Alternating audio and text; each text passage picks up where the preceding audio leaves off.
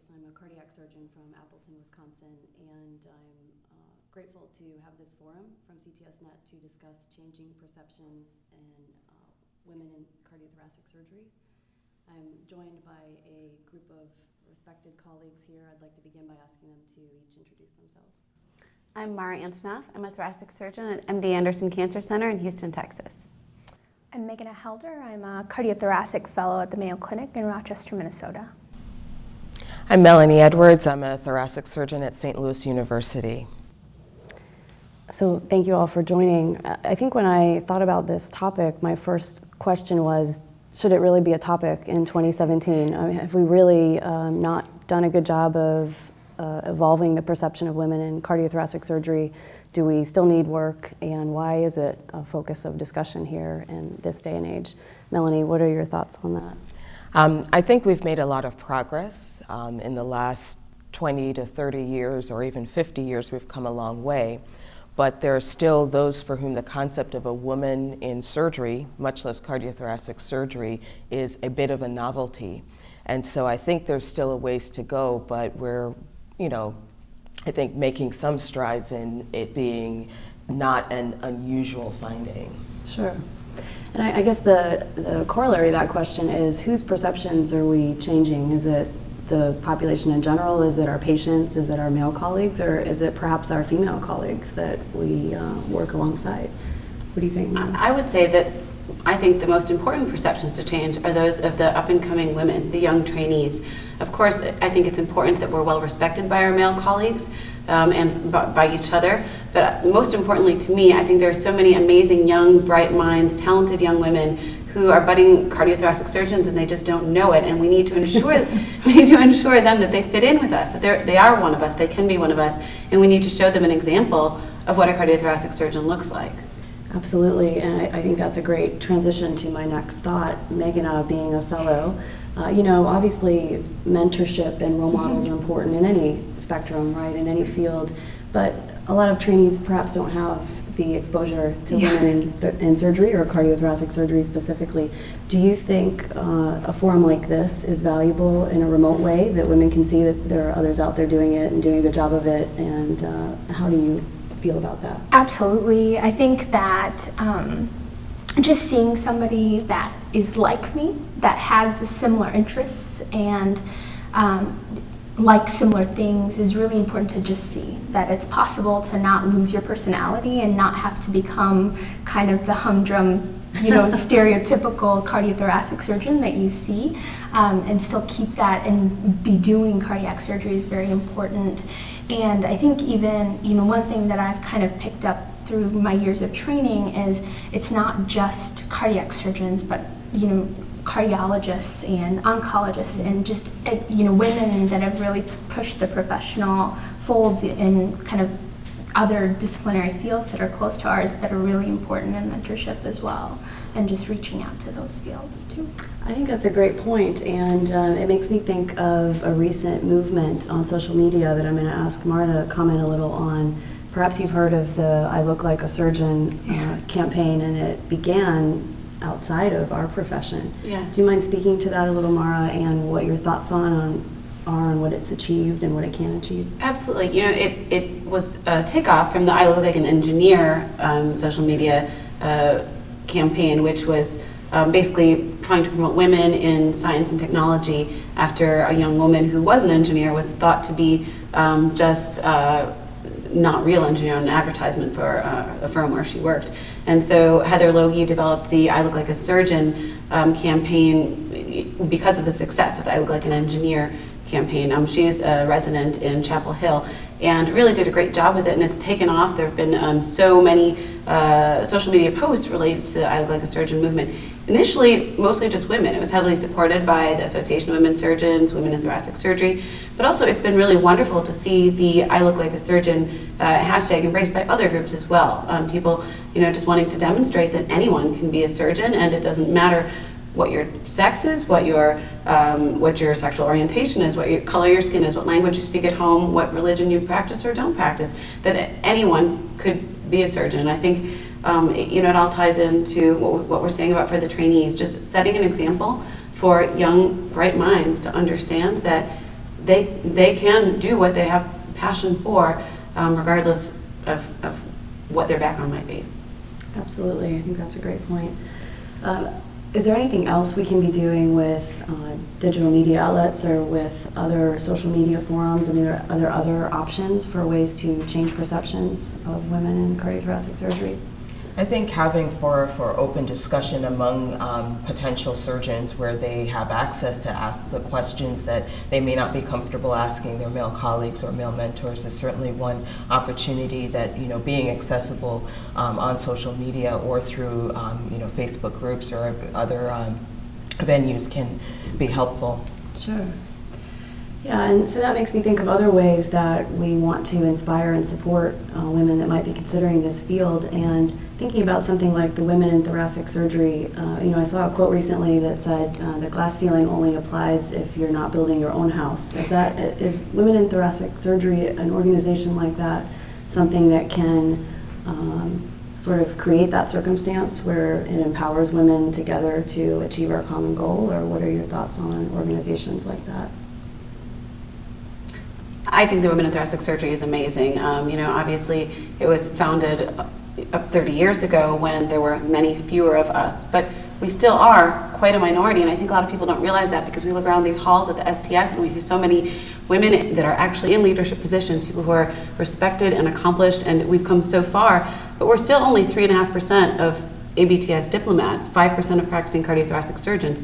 We still are a minority, and so I think that having organizations that can support us, provide mentorship, and continue to empower us to achieve all of the potential that we do have, because this is, after all, a meritocracy. I do think that we aren't put into positions of success because we're women and that there's only a few of us, but I think that it's important that we support one another so that we do achieve all that we are capable of with the skill sets and talents and energy that we have. Absolutely. The meritocracy brings up an interesting point. Do you think it's possible to have almost reverse discrimination in a sense that do you think our male colleagues occasionally feel like women are put in different positions because they're female, and that speaks to some token message they're trying to relay? Do you think that happens, or is that not a reality? I think that it is perceived to happen. I think the extent to which it really happens is a lot less than people would imagine. I think that the term reverse discrimination remains a misnomer because the numbers speak quite clearly against that. Sure. And I think it's only happening in circumstances where those people really don't know the females that are in those positions well, because I think if you get to know them on a personal basis, you understand that they have the merit to be there. Yeah. Sure. Absolutely. I saw something recently, Mara, on social media that I'm going to paraphrase a quote from you that said, I want to live my life in a way that makes my children proud and so that I can encourage them to follow their own heart's calling. And so let me ask you, with all we've discussed, would you encourage your daughter to become a cardiothoracic surgeon? I would, and I think I would probably try very hard to ensure that she benefits from the lessons that I've learned. Mm-hmm. I know that I've already benefited from lessons learned by my mentors, and I'm grateful for that. And as we become more and more of a majority, or at least less of a minority of cardiothoracic surgeons, we can continue to support one another.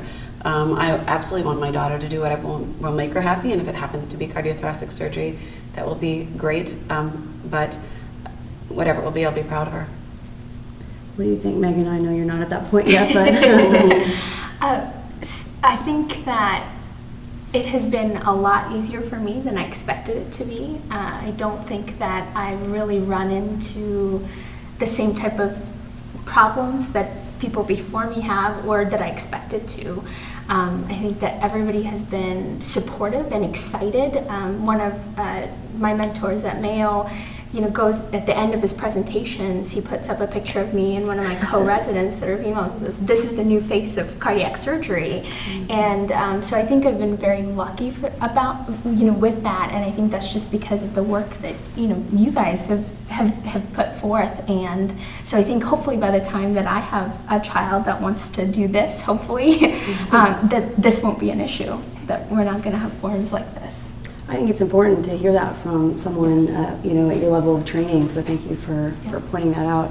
Melanie, what about you? Would you encourage a sister or a daughter to go into cardiothoracic surgery? Absolutely. I think, as echoed earlier, number one, it's an exciting field, and in my biased opinion, there are few things that one can do that are quite as interesting or rewarding. But that being that aside, I think by the time our children, grandchildren, nieces, and nephews get to where we are, you think about where we are versus the women who started 30 years ago. The future, I think, has unbridled possibilities, and so it can only get better. And even within the last 5-10 years, those of us who have been the first within our organizations and really been demonstrations of the fact that it's not a difference. It actually does enhance and help. Any diversity within an organization makes it better overall, and so I'm optimistic.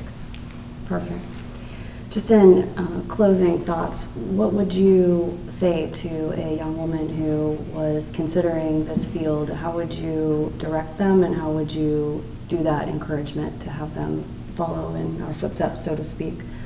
Mara, a young trainee, perhaps. I would encourage her to find mentors. I would obviously volunteer to be a mentor, but I'd encourage her to have mentors with whom she can speak freely and have questions answered, and really develop a relationship as she enters the field and encounters whatever the future may have in store for her. Great. Megan, how would you, you've met colleagues or fellow students, residents, interns who maybe hear what you're doing and maybe don't understand it, but sort of would like to hear your take on why you've done this and why it would be important for others to consider it. Absolutely. And I think the first thing that I would kind of tell them is, really think about what is it about this field that draws you in? What is it that kind of gives you the passion to do it? And that kind of being the backbone that gets you through, through all the hard times that I think will come in any field. Beyond that, I think the biggest question that I seem to get is really just one of lifestyle. Like, you're obviously somebody that likes to have fun and, have other things that are important to you.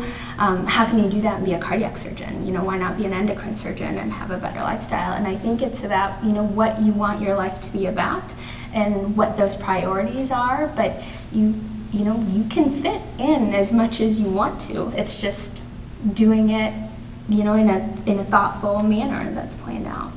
Yeah, I think that brings up a good point about lifestyle.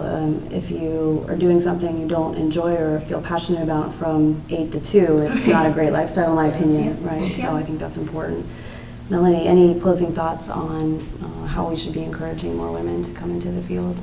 Well, I think that number one, by being here and by being examples of different ways that women can function within the field, there's such a diversity of practice settings that women are working in now. You have women in private practice, academics, you have women in cardiac, congenital, thoracic. And so I think there's the opportunity for those who are interested to seek out women in all these variety of different areas and practice settings and figure out how they make it work once you've decided, and figure out what fits within your own value system, your own priorities.